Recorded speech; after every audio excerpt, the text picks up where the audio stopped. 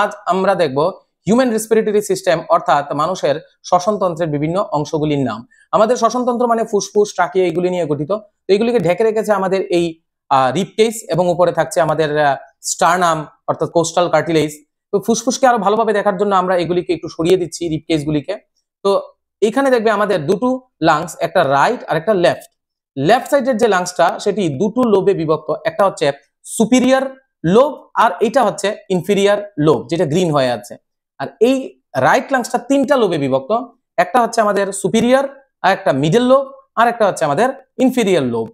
আর এইটা হচ্ছে ডায়াফ্রাম। শ্বাস নিলে আমাদের ক্ষেত্রফল বাড়ানোর জন্য ডায়াফ্রাম তথা মধ্যচ্ছদা নিচের দিকে নামে এবং শ্বাস ছাড়ার সময় ডায়াফ্রাম উপরের দিকে উঠে ক্ষেত্রফল কমে যায়, আমাদের কার্বন ডাইঅক্সাইড বেরিয়ে যায়। আরো ডিটেল বোঝার জন্য আমরা এইগুলিকেও সরিয়ে দিচ্ছি।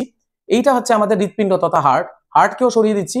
এই যে দেখতে পাচ্ছি এটা হচ্ছে আমাদের ট্রাকিয়া অর্থাৎ উইন্ড পাইপ, শ্বাসনালী। এখান থেকে বায়ু এসে দুই ফুসফুসের দিকে চলে যায়। এইটা হচ্ছে ব্রঙ্কাস, একটা লেফট ব্রঙ্কাস, একটা right bronchus as you can see. আর এইগুলি হচ্ছে আমাদের পালমোনারি আর্টারিজ, বায়ু এসে যাচ্ছে বায়ুথলিতে, এই হচ্ছে আমাদের অ্যালভিউলি। আর এইগুলি হচ্ছে আমাদের ব্রঙ্কিউলস, ব্রঙ্কাস হয়ে তারপরে ব্রঙ্কিউলস, তারপরে হচ্ছে আমাদের বায়ুথলি অর্থাৎ অ্যালভিউলি। এইখানে হচ্ছে আমাদের অক্সিজেন এবং কার্বন ডাইঅক্সাইডের আদান প্রদান। আর এই হচ্ছে আমাদের ব্লাড ভেসেলসের ক্যাপিলারিজ গুলি। এই হচ্ছে টোটাল আমাদের রেসপিরেটরি সিস্টেমের বিভিন্ন অংশগুলির নাম।